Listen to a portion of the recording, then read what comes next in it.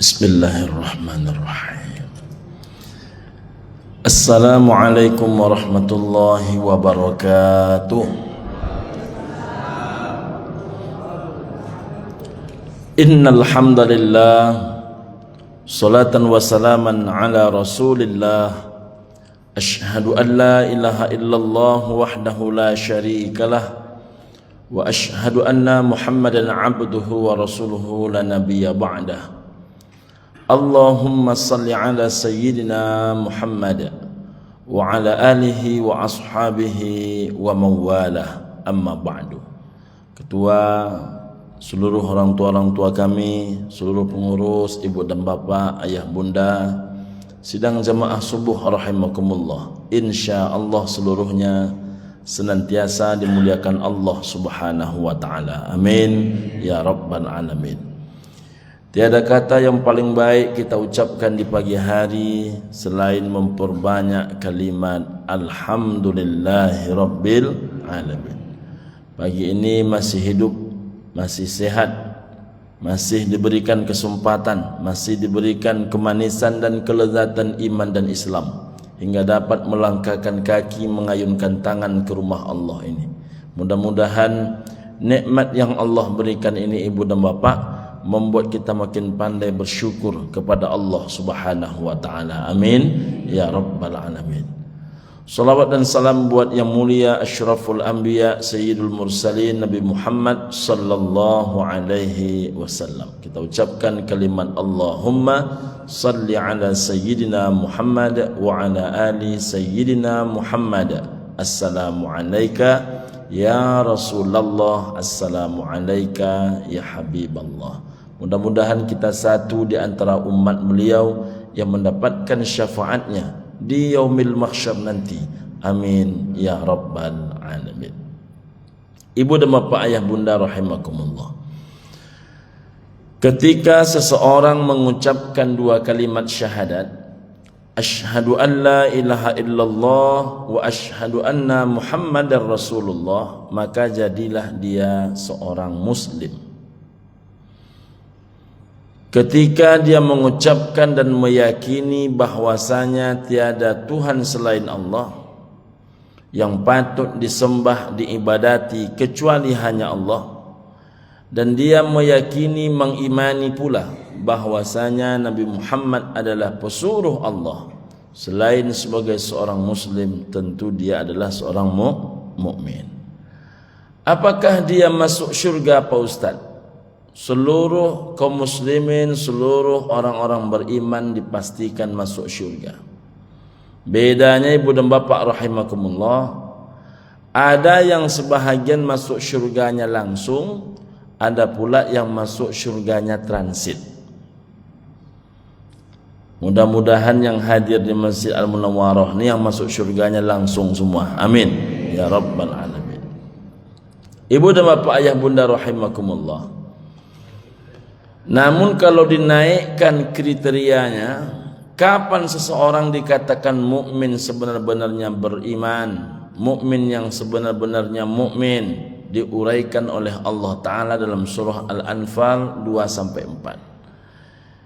Innamal mu'minuna alladzina idza dzukirallahu wajilat qulubuhum. Orang beriman yang betul-betul beriman itu bila dia menyebut nama Allah maka bergetarlah hati mereka. Yang kedua, wa idza tuliyat alaihim ayatuhu zadatuhum imana. Kalau dibacakan ayat Allah kepada mereka maka bertambahlah iman mereka. Yang ketiga, wa ala rabbihim yatawakkalun. Bertawakal dia kepada Allah, berpasrah diri dia kepada Allah. Yang keempat, alladzina yuqimunas shalah, orang-orang yang mendirikan salat. Yang kelima, wa mimma razaqnahum yunfikun, orang yang menginfakkan sebahagian rezeki yang mereka terima. Oleh Allah Ta'ala dikatakan ulaika humul mu'minuna haqqan, mereka inilah mukmin yang sebenar-benarnya. Apa yang mereka dapat? 3. Pertama, lahum darajatun inda rabbihim, ditinggikan derajat mereka di sisi Tuhannya. Yang kedua, wa maghfiratun, diampunkan pula dosa-dosanya. Yang ketiga, wa rizqun karim, dimuliakan pula rezekinya. Mudah-mudahan sekali lagi kita insyaallah salah satunya. Amin ya rabbal alamin. Ini bukanlah indikator sederhana ibu dan bapak. Bayangkan dikatakan mukmin sebenarnya itu bila menyebut nama Allah bergetar hati. Bagaimana cara mengukurnya Pak Ustaz? Nabi SAW, jangankan hati Nabi yang bergetar, hati orang yang mendengarkan Nabi menyebut nama Allah pun bisa bergetar begitu hebat. Nabi yang mengucapkan nama Allah, hati orang mendengar itu pun bisa bergetar hebat. Mana contoh kasusnya? Terjadi perang antara kaum muslimin dengan Romawi. Saking lamanya perang itu ibu dan bapak pakai istirahat. Jadi ada jam perang, ada jam istirahat. Perang lagi, istirahat lagi. Ketika Nabi beristirahat di salah satu pokok kayu, rupanya panglima perang Romawi ini mengkhianati perjanjian. Masuk dia menyelinap ke kemah pasukan kaum muslimin, dicarinya Nabi. Rupanya Nabi sedang beristirahat, tidak menggunakan apa-apa. Tiba-tiba dia keluarkan pedangnya, pedang itu ditaruhnya di ujung, diletakkannya di leher Nabi Muhammad SAW. Lalu dia pun berkata, "Ya Muhammad, andaikan aku membunuhmu, siapa yang bisa menyelamatkan engkau?" Rupanya Nabi menjawab pendek saja, Allah. Yang mengucapkan Nabi Muhammad, yang mendengarkan panglima perang Romawi, Rustum namanya. Rustum ini tak orang beragama, orang yang tak meyakini Allah. Tapi rupanya ketika nama Allah itu diucapkan oleh Nabi Muhammad, diucapkan oleh orang yang lisannya senantiasa basah menyebut nama Allah, orang yang hatinya betul-betul kuat meyakini Allah, rupanya bukan hanya hati Nabi yang bergetar, hati Rustum pun bergetar. Saking bergetarnya hati Rustum itu ibu dan bapak, sampai pedang yang dipegang oleh Rustum itu pun terjatuh. Wah, begitu efeknya. Kalau kita lah agak-agaknya, umpama ini umpama ini, masuk maling ke rumah, diarahkannya pisau itu ke arah batang leher kita. Kalau kubunuh engkau, siapa yang bisa menolongmu? Lalu ibu dan bapak jawablah, Allah. Kira-kira jatuh enggak pisau di tangan dia itu?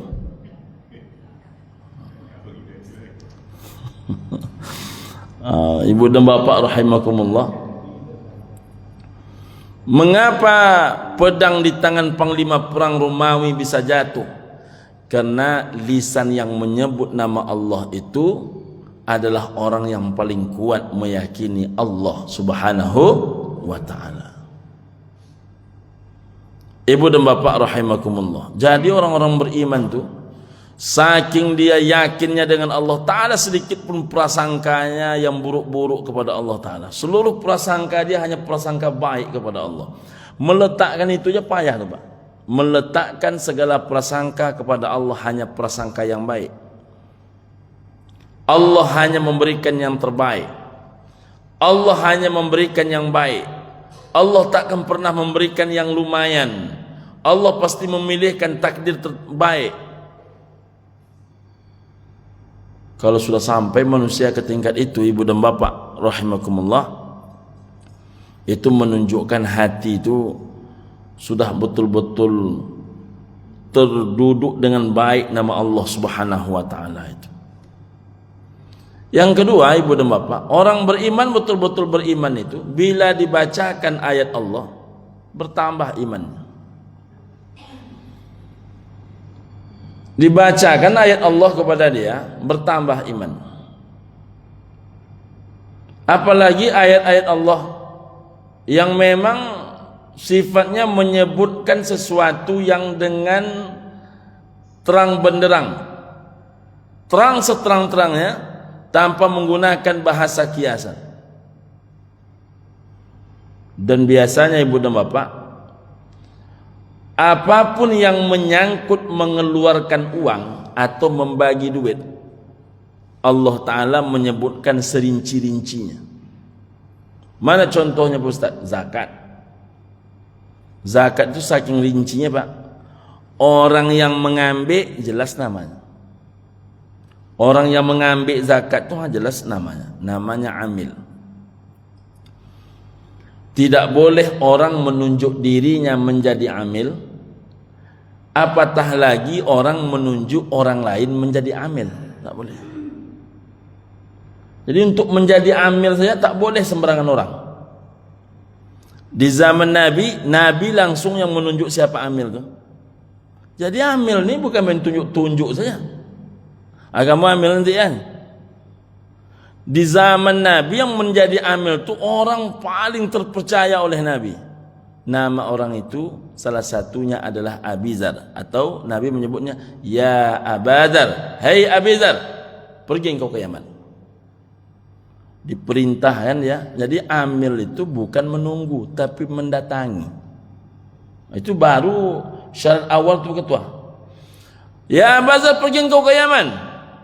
Labbaik ya Rasul. Sampai di Yaman, engkau kumpulkan zakat orang-orang kaya Yaman. Setelahnya kata Nabi, engkau bagikan zakat itu di Yaman. Apa tuh maknanya? Artinya di mana duit didapat, disitulah mestinya zakat dibayarkan. Sekarang kan banyak orang yang mengumpulkan zakat itu tak paham zakat.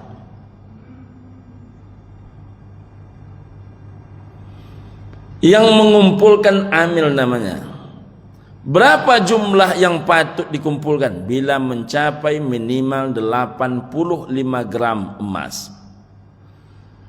Berapa lamanya waktu? Setahun masa. Berapa jumlah yang mesti dikeluarkan KKM, kriteria ketuntasan menunaikan? Minimal 2,5%. Siapa yang boleh menerima? Boleh Masjid Al-Munawwarah menerima Pak Ustaz. Ngelola boleh, menerima tidak. Jadi macam mana itu? Di sini banyak anak yatim Pak Ustaz. Anak yatimmu ada jatahnya pula. Bagaimana anak piatu? Ini bukan masalah piatu dan yatim. Ini masalah aturan main. Kalau semua orang boleh membuat kriteria dan aturannya main masing-masing, maka kacaulah dunia agama ini. Maka ditunjukkan siapa yang boleh menerima. Syaratnya 8 asnaf. Asnafnya diurutkan oleh Allah Ta'ala begitu rapi. Nomor 1 fakir, nomor 2 miskin. Kenapa kok fakir dulu? Karena banyak orang di Pekanbaru ini tak mau berzakat di Pekanbaru. Kenapa kata dia? Nggak ada orang fakir di Pekanbaru ini Pak Ustaz. Rupanya bukan tak ada orang fakir. Kawan kau nak tahu fakir kau siapa? Disangkonya fakir kau nama orang. Patutlah dia nak ketemu. Kalau fakir itu nama orang, patutlah dia tak ketemu. Rupanya kawan kau nak tahu fakir itu apa. Yang kedua miskin. Siapa itu miskin? Di Sumatera Barat ada namanya haji miskin. Tapi kaya, naik haji. Bahkan beliau orang yang sangat dituakan. Sampai hari ini salah satu tokoh hebat Sumatera Barat itu adalah haji miskin. Karena kawan kau kadang tak tahu, disangkonya miskin kau nama orang. Siapa itu fakir Pak Ustaz? Fakir itu orang yang tidak memiliki pekerjaan tetap. Tak ada pekerjaan tetapnya. Orang yang tidak memiliki pekerjaan tetap, yang lalu berakibat tidak memiliki penghasilan tetap, dan akibat lebih jauhnya tidak mampu dia memenuhi kebutuhan hidupnya secara tetap, maka dia adalah fakir. Kira-kira jangankan di Riau, jangankan di Pekanbaru, di jalan Meranti banyak enggak orang macam tu? Banyak. Kenapa dibawa zakat tu ke mana-mana? Di jalan Meranti pun masih nak serak orang. Tapi dek kawan tadi dicarinya orang bernama fakir tadi, tak dapat ternyata.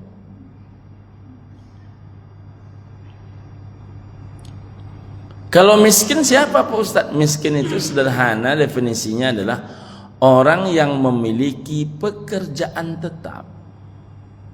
Ada pekerjaannya. Orang yang memiliki pekerjaan tetap, tapi pekerjaan tetapnya tidak membuat dia mampu memenuhi kebutuhan pokok dia. Kadang makan ada, SPP anak tak ada. Untuk makan dan bayar listrik ada duit. Sewa rumah nunggak sudah 10 bulan. Ini apa namanya? Miskin. Macam mana tak nunggak dia gaji dia 2 juta? Anaknya 4. Namanya adalah miskin. Ini dibawanya zakat tu kemana-mana, ke kampung dan lain sebagainya. Habis tu apa kata dia? Boleh awak kau berzakat ke adik kandung awak Ustaz? Bukan masalah adik kandung tak adik kandung. Adikmu tu fakir apa tidak? Adikmu itu miskin apa tidak? Adikmu itu masuk asnaf 8 apa tidak? Nyo kalau dibanding jo kami Ustaz, inyo nampal yang susah. Rupanya yang berzakat kok, rukonya ada 30 di Pekanbaru. Adiknya kok 2 rukonya cuman. 1 ruko 1,5. 2 ruko 3 miliar. Adiknya itu tidak sah berzakat ke dia, karena adiknya itu wajib mengeluarkan zakat. Cuman dibandingkan jo abang kok, idenya tidak sebaik abang dia. Tapi dia tak boleh menerima zakat. Ini mohon maaf nih Pak Ketua, banyak orang berzakat ke adik kandung, kakak kandung. Rumahnya besar, anak-anaknya menjadi orang, kadang dipaksa-paksa. Inyo kok kan jando Pak Ustaz. Inyo memang jando, anaknya pegawai Balimo.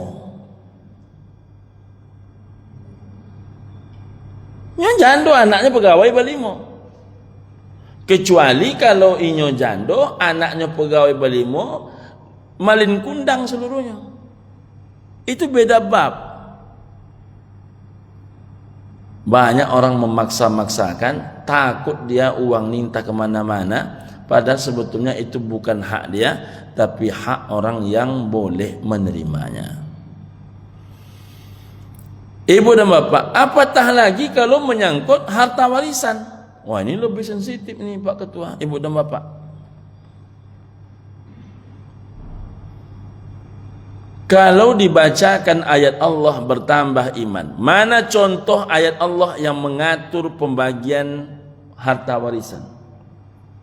Contoh surah An-Nisa 11. Yuswikumullahu fi auladikum. Allah Ta'ala mewasiatkan kepadamu, kepada kita semua, fi auladikum, dalam urusan anak-anakmu, lidzakari, 1 orang anak jantanmu, anak laki-lakimu, kata Allah ini, mislu, sama hak dia, hazzil unsayain, dengan jatah 2 orang anak perempuan. Ini tak mudah ini.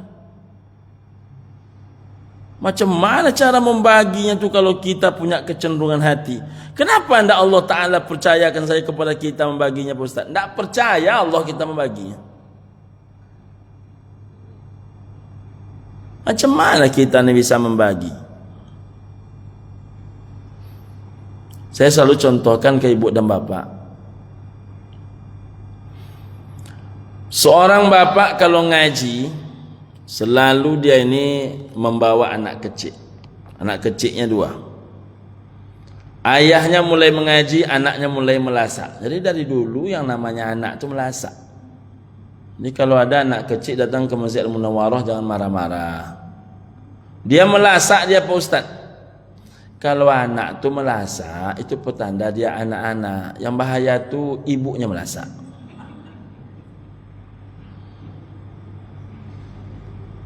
Kita ada travel baru, ibu dan bapak.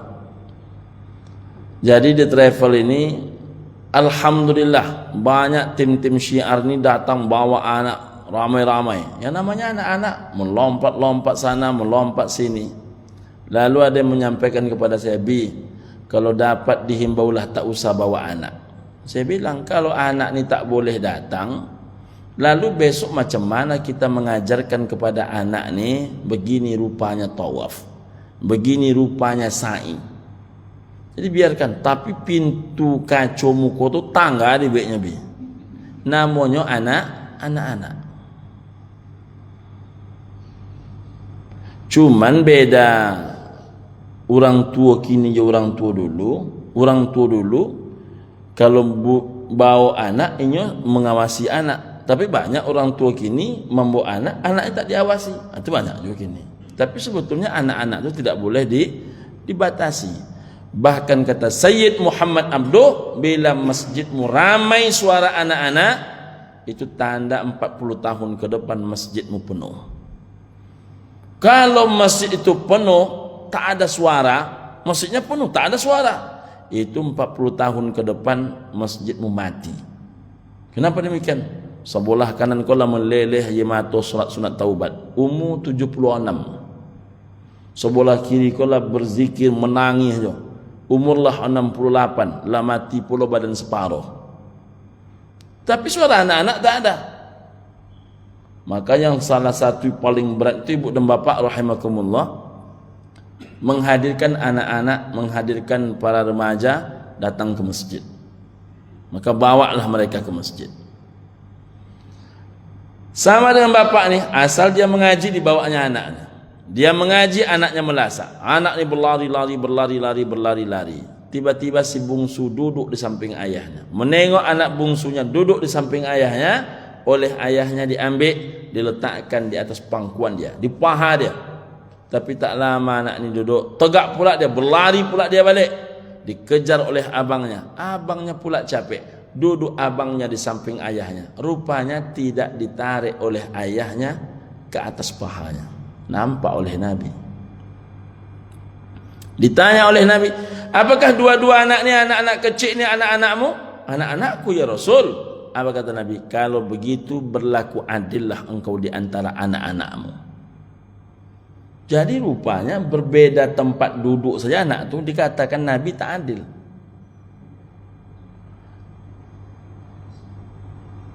Menurut bapak ibu adil tak? Bila bapak ibu punya anak 2-3 orang, 4-5 orang, yang satu dapat rumah, yang satu tidak. Pertanyaan sederhana, adil apa tidak? Ada tak yang membuat macam tu? Ada tak yang membuat macam tu? Berbeda tempat duduknya saja ditegur oleh Nabi. Adillah engkau di antara anak-anakmu. Apalagi yang satu dapat rumah, yang satu tidak. Yang satu dapat rumah di jalan Meranti, topi jalan pula, tipe rumah 100. Berapa duit Ustaz? 1 M. Anak nomor 2 kena tak banyak cakap, dapatlah tanah di Sukakarya ujung.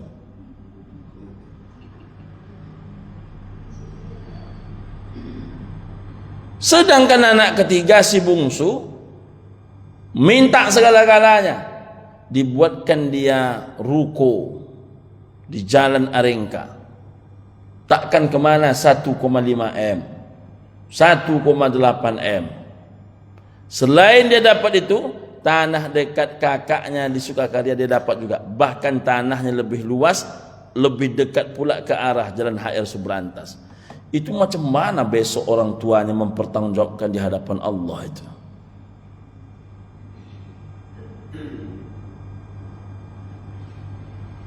Macam mana? Makanya Allah Ta'ala tak mempercayakan membagi ini ke kita. Satu anak laki-laki sama jatahnya dengan 2 orang anak perempuan. Itu perintahnya Allah. Tadi malam Pak, saya tanya Bapak, Bapak berapa orang anak? Alhamdulillah 5 Pak Ustaz. Yang perempuan 1 Pak Ustaz. Yang 1 itu nomor berapa? Nomor 5 Pak Ustaz.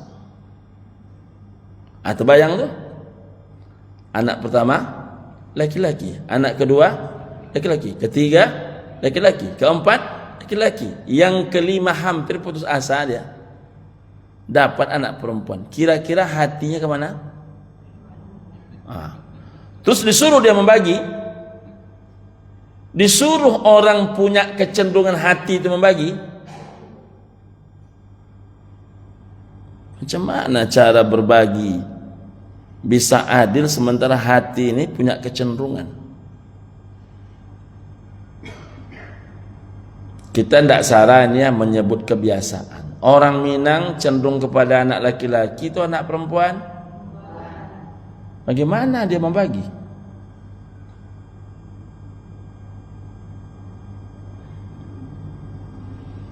Saya ini panitia pemilihan RW, umpama nih Pak Ketua. Hati saya ingin memenangkan salah satu.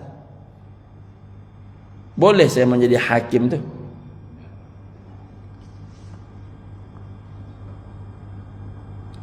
Kami besok mengadakan lomba solawat tanggal 9 kalau tak salah. Mengadakan lomba solawat. Salah satu yang akan ditunjuk menjadi dewan juri itu seorang ustazah. Saya tanya, ustazah ini hebat dia menjadi juri. Ada dia punya rekomendasi jamaah untuk datang ke sini? Ada bi? Tak boleh jadi hakim. Bukan kita meragukan netralitas beliau. Tak boleh jadi hakim. Yang boleh menjadi hakim itu orang tak ada kepentingan.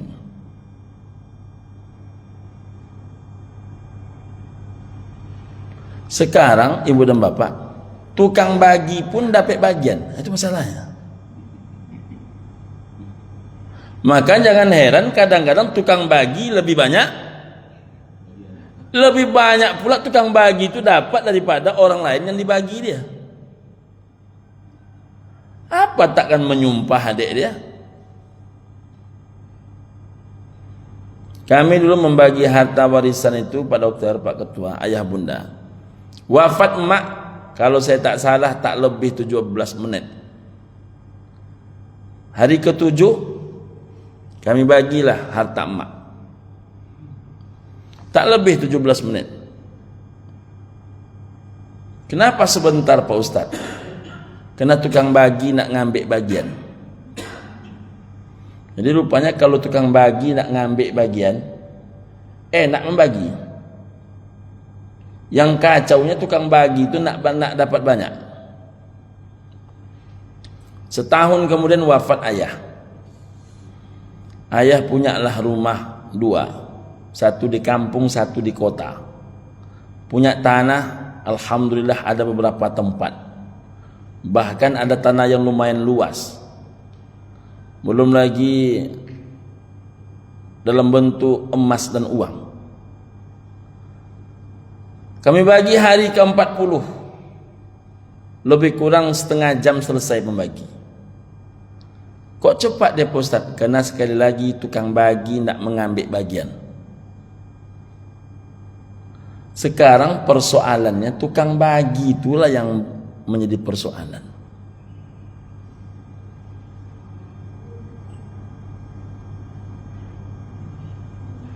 Tukang bagi itu nak banyak dia. Setelah dia dapat banyak menyumpah adik dia. Datang dia ke rumah adik nak keluar kopi lagi. Maka kita yang punya kepentingan nih, selagi ada kepentingan berhati-hatilah, adillah. Kalau berbeda tempat duduk saja anak itu dikatakan Nabi, adillah engkau. Bagaimana nanti bapak ibu menjelaskan di hadapan Allah semacam tadi? Satu dapat rumah di sini, Satu dapat tanah di ujung, satu dapat ruko dan tanah.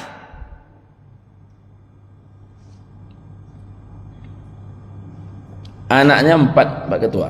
Ini kejadian ibu dan bapak. Anaknya 4. Anak pertama ibu dan bapak laki-laki.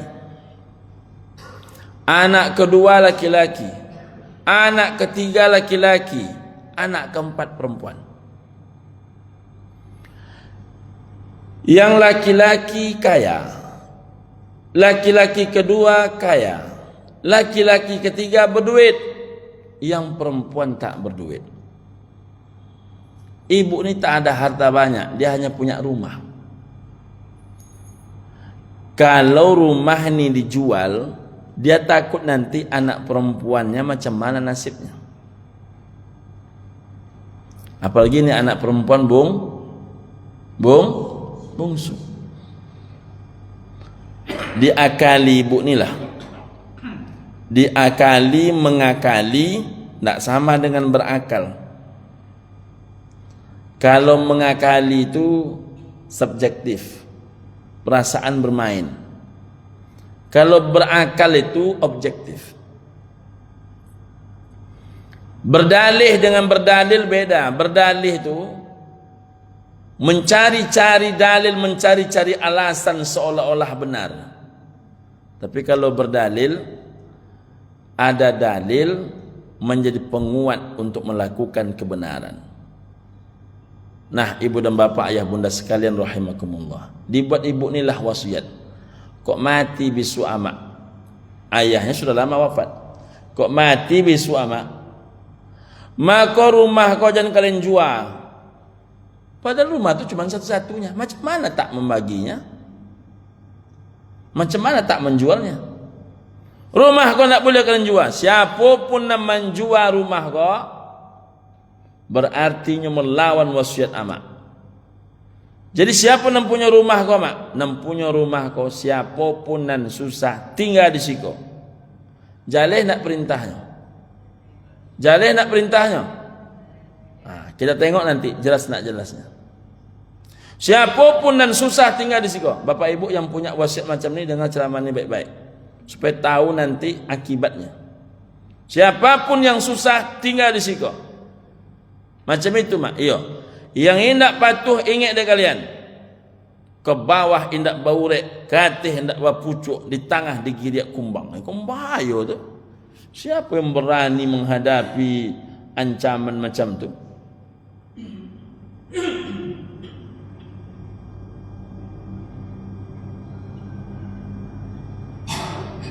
Nah, terjadilah kematian ibu ni. Ibu ni wafat, tanah luas tapi rumahnya semi permanen. Rumah kecil.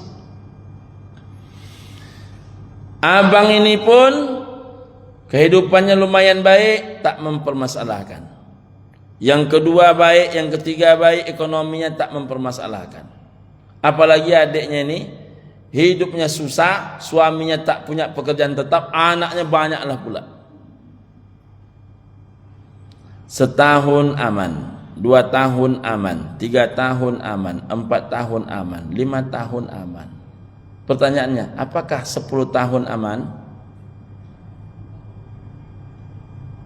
Lewat 10 tahun aman. Nah, kan aman Pak Ustaz. Jangankan 10 tahun, 15 tahun pun aman.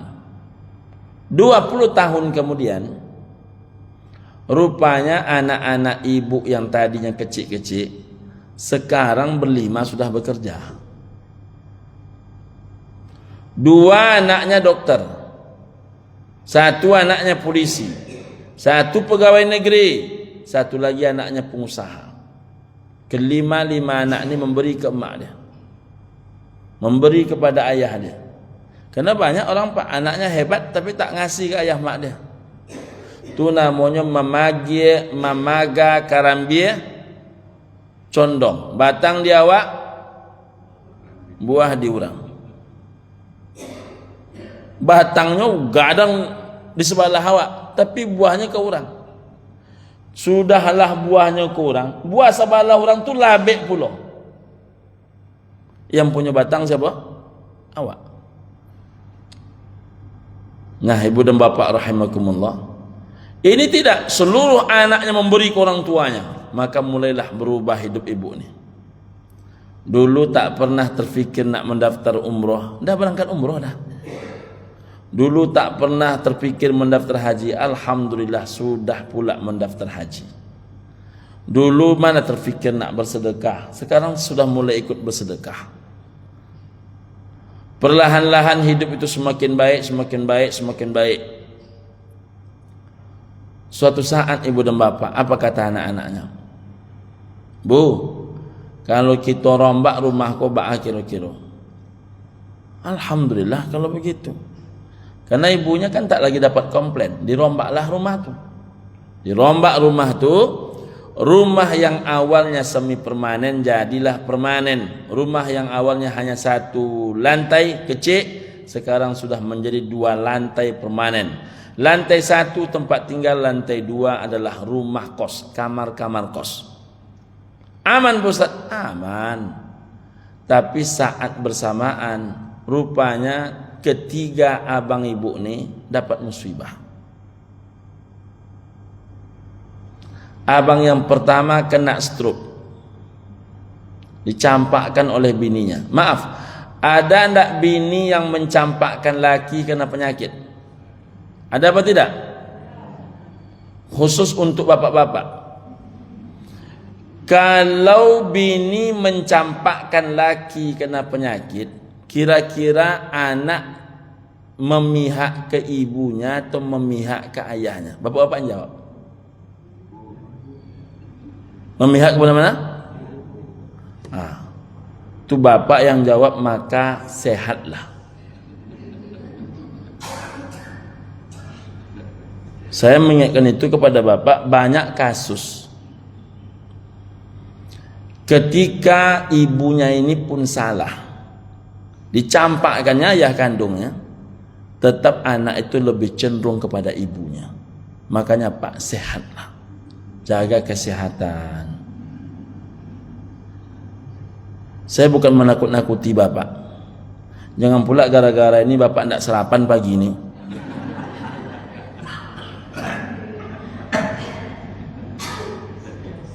Ya Pak Dokter. Bukan menakut-nakuti ini bang, bukan 1-2 kasus. Sudahlah bapak ini sakit, dicampakkan oleh bininya, rupanya anak tetap juga cenderung kepada ibunya. Tentu makin tak jelas nasib bapaknya. Kemana dia pergi? Kemana dia pergi? Ke rumah mak dia lah. Pergi dia ke rumah mak dia.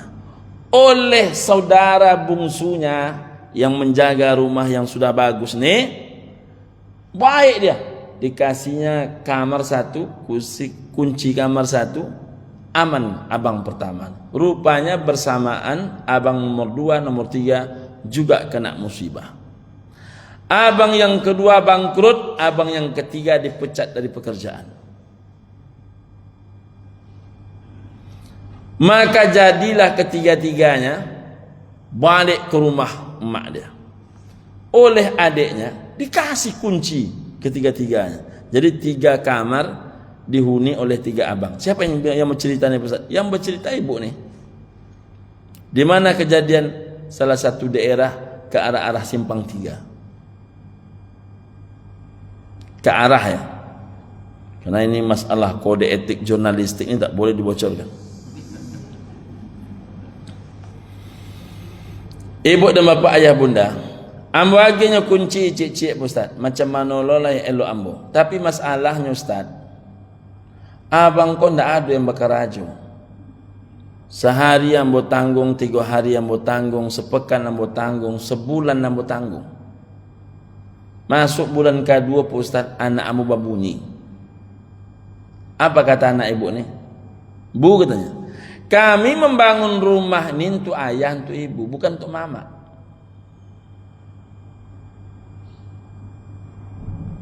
Menurut bapak ibu, sederhana pertanyaannya, salah enggak pemikiran anak tuh? Salah tak? Nampaknya payah pertanyaan ini nak. Anak tu bilang kepada ibunya, kami membangun rumah ni bu untuk ayah, untuk ibu, kata dia. Pertanyaannya, salah tak pemikiran anak tu bila macam tu berfikirnya? Salah apa tidak? Cuma tinggal bilang salah atau tidak.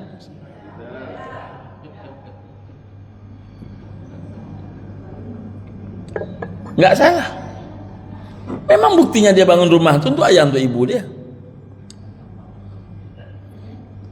Ibunya ini kena ibu yang baik, ambo tahan Pak Ustadz. Tapi semakin ambo diamkan, awalnya seorang nak mengecek, besoknya berdua mengecek, habis itu bertiga mengecek, akhirnya seluruh anak mengecek Pak Ustadz.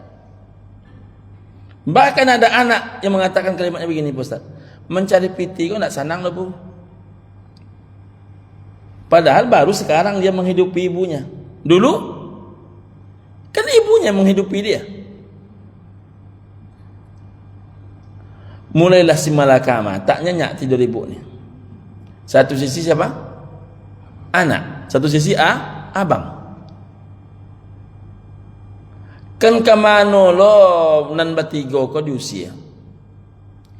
Tapi kena ikut beradu antara anak jo abang, maaf. Kalau terjadi macam tu, kira-kira ibu ko memilih anak atau memilih abang? Memilih anak, kira-kira salah apa tidak? Salah apa tidak? Tidak salah juga. Anaknya bilang rumah ni untuk ayah ibunya, tidak salah. Ibu ni lebih cenderung kepada anaknya daripada abangnya, tak salah juga. Lalu akhirnya dia beranikan menyampaikan kepada abangnya. Apa kalimat dia? Dibuat kalimat sehalus mungkin. Bang, kanlah hampir 2 bulan di situ. Kok dapet bang? Yo carilah rumah lain. Kalau menurut saya Pak tu dah halus tu. Kok dapet bang? Pakai kalimat kok dapet. Kok dapet bang, yo carilah rumah lain.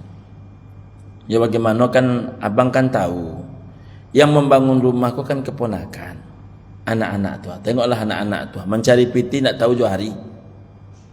Dapet piti seketik agen sama ambo. Maka jadilah rumah kok. Tapi tentu nak lama ambo doh. Anak-anak kok kesasado yang menanggungi duit ambo kok sama ayahnya. Rupanya mendengar ini emosi abangnya. Apa kata abangnya? Salah kami di mana? Kok bisa emosinya Ustaz? Orang kalau ndak ada tampek bagantung, jangankan akar, rumput pun bagantungnya. Bisa rumput dijadikan tampek bagantung? Ndak bisa. Tapi orang kalau panik Pak, kalau panik, namanya panik. Kemana kami kampai, kata dia. Itu kan rumah-rumah mak kami. Dia mengatakan rumah itu rumah emak dia, salah apa tidak? Tidak salah juga. Dan emak kami dulu berpesan, siapun nan susah tinggal sih kok. Salah kami di mana?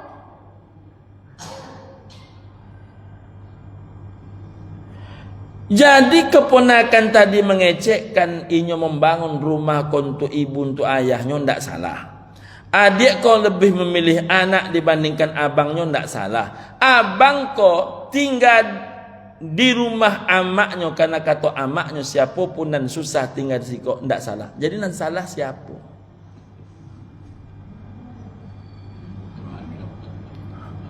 Apa ujung cerita nih Pak? Berkelahi. Kata abangnya, kami hanya menunggui rumah mak kami. Mak kami yang bilang, siapapun kalian yang susah tinggal di situ. Siapapun kalian yang susah tinggal di situ. Macam mana mengukur susah orang? Maaf ini, bapak ibu nih, mohon maaf. Dulu mungkin ada yang payah hidupnya. Tapi alhamdulillah Pak Ustaz, karena anak-anak kini kalau bakarajo, ada badunan magih kepada ambo Pak Ustaz, lah mulai baru baik duit kini. Tapi ada pula sebaliknya. Ada dulu apa yang berkerajo, piti apa banyak. Kini anak apa le menjadi orang tapi nak mengana. Di usia tua apa? Ini mohon maaf ini. Tidak satu pun yang mengingat. Apakah masih kaya juga? Tidak, berubah hidup. Bagi Allah Ta'ala sangat mudah merubah-rubah nasib orang. Maka diibaratkanlah hidup itu macam roda nan berputar. Kadang dia di atas, kadang dia di bawah. Jadi kalau wasiatnya siapapun dan susah tinggal di situ, berarti pemilik rumah kau berubah-ubah dong. Ini wasiat tidak jelas.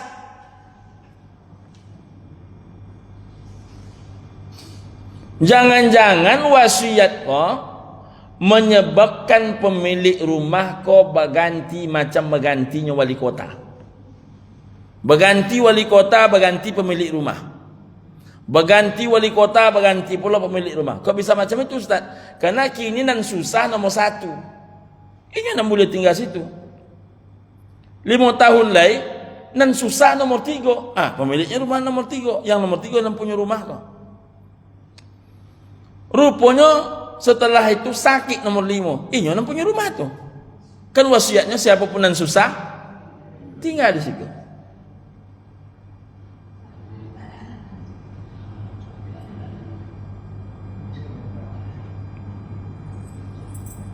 Jadi kalau bapak ibu membuat wasiat, rumah kau tidak boleh dijual. Jangan bapak ibu kira itu aman.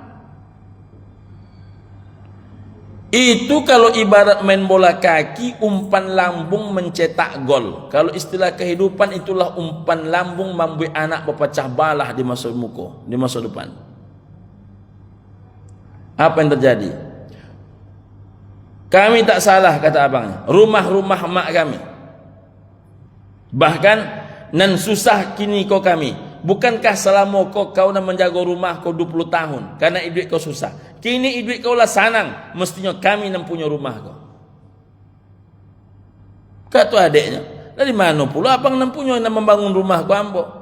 Rumah amak tu bang dulu ketek, ambo puga. Kau rumah anak-anak ambo.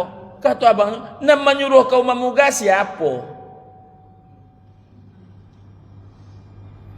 Kalau memang ikut rumah kau, ambil rumah kau, balikkan rumah amak kami. Balikkan rumah amak kami, biarlah ketek, kata dia. Karena tidak ketemu, menangis ibunya bercerita. Suami saya kan orang Kalimantan, Ustaz, kata dia.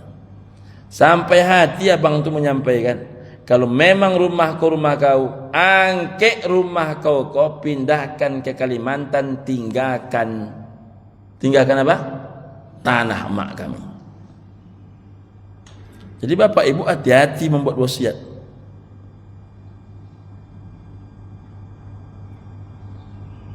Ada pula wasiat pakai perasaan. Jangan buat anak ni mudah terpecah belah. Lalu ada mengatakan, anak-anak ambo alhamdulillah aman Pak Ustaz. Anak ibu nan aman, minantu ndak aman. Nyado minantu kau tukang gosok. Betul Pak? Ada minantu kau tukang gosok. Kalau tukang gosok baju aman. Nyo kalimatnya seketek, tapi angui hati abangnya. Seketeknya Pak. Dia anak ibu kau lurui, biarlah kalaupun balabiah adik ambonya. Biarlah kalaupun balabiah kan kakak ambo juga. Biarlah kalaupun balabiah kepada nampadusi kan abangnya kan nak bakar rajo katanya. Mulailah bini tukang gosok tadi. Kalimatnya pendeknya, tapi nam pendek tu angui hati suaminya. Kadang-kadang bang tanya, antara lurih je bodoh kau payah membedakan. Ini seketiknya Pak. Antara lurih je bodoh payah membedakan tadi. Apa nak mengamuk suaminya? Kalau ndak juga berubah suaminya, tukang gosok ni menambah voltase, volume panasnya. Dia ubah dia. Apa kata dia? Bang, awak kok bang, kalau ndak pandai-pandai bang, jangankan rumah, jangankan tanah, nyawa bang pun diampe uang gobangnya. Jangankan rumah, jangankan tanah, nyawa abangku pun bisa diampe orang. Abang kira bisa adik-adik abangku dipercaya. Kalau sempat pula abang ni sakit, terlambat adiknya menengok. Oh, makin masuk nih.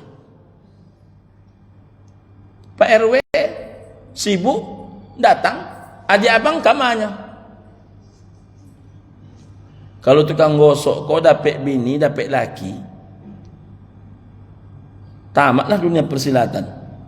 Habis babat tanah leluhur.